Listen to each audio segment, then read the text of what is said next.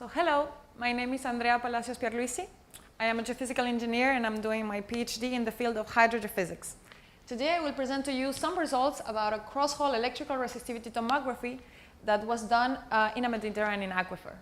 So in Barcelona, where I work, similar to many other cities in the world, we're having this societal and scientific issue that in hydrology we call the seawater intrusion.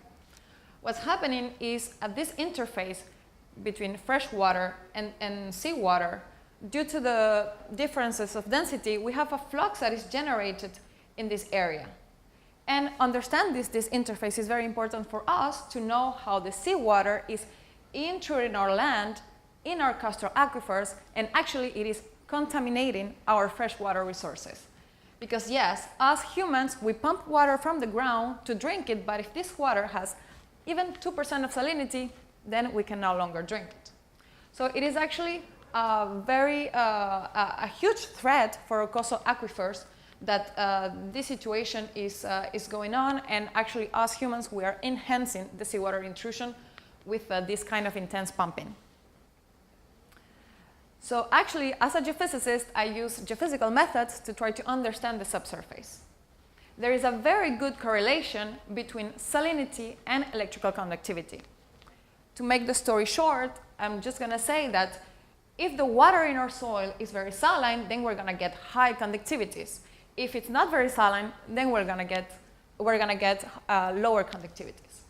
So the use of electrical resistivity methods is very powerful to study the seawater intrusion, because we will be able to see a very conductive area where we have our saline water. This experiment was done in the Argentona field site that is just 30 kilometers northeast of Barcelona in the northeastern part of Spain. For the ERT experiment, we have installed electrodes around the boreholes in this transect perpendicular to the coast, and we are able to measure in this way.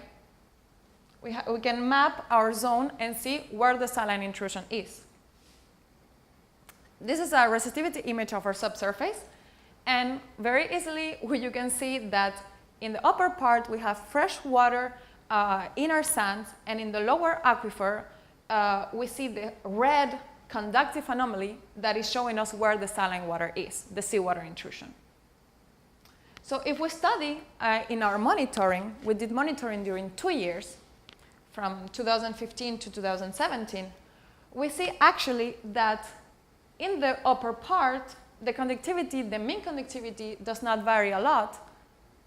And in the saline wedge in the lower aquifer, we see increases and decreases of conductivity that are following seasonal variations. And overall, the conductivity is increasing. So the saline wedge is getting more saline. After a heavy rain event, when the fresh water falls heavily, a lot of precipitation, and fresh water infiltrates, we see that 10 days after the rain, in our monitoring, there is a freshening of the saline wedge, less conductivity. So we can say it is very good, the rain, very good for freshwater infiltration, like fresh water is winning the battle. But with events like storms, for example, in early 2017, the Catalonian coast were affected by storms, strong winds, increase of wave activity, sea level rise. Then we see here that in our monitoring, we have salinization of the upper layers. So the seawater is intruding, entering the upper layers, and is affecting this zone that is normally not saline. So here we have a point for storms, waves, sea level rise, and for salt water, which is not very good.